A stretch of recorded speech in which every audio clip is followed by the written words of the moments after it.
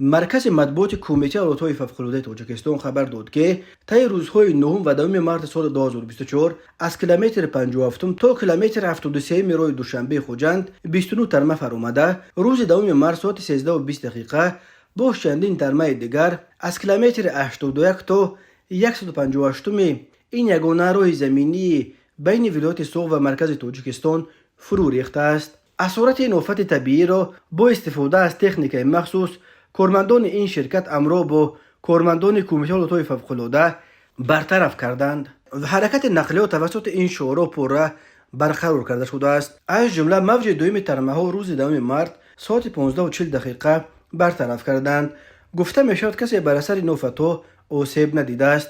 از جمله راننده و مسافران یک ماشین اوپل را که زیر ترمه مانده بود به آسیب بیرون آوردند.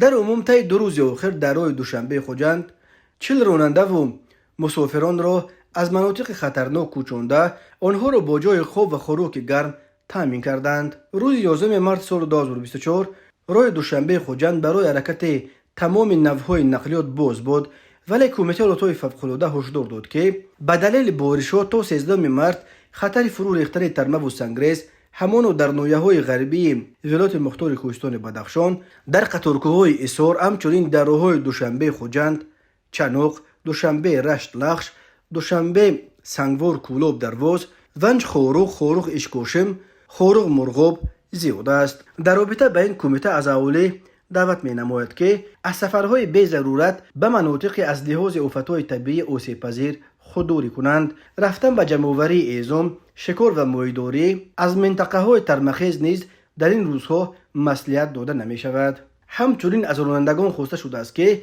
پیش از به سفر برآمدن درباره وضع راه معلومات معتمد به دست آورده، در قاعده های حرکت و سرعت و فاصله را قطعاً رعایت کنند. از همه خواسته شده است که در صورت دچار شدن به حالت‌های فوق‌العاده به این رقم‌ها به کمیته اولویت‌های فوق‌العاده خبر بدهند: 112 و یا 992 93 880 28 19.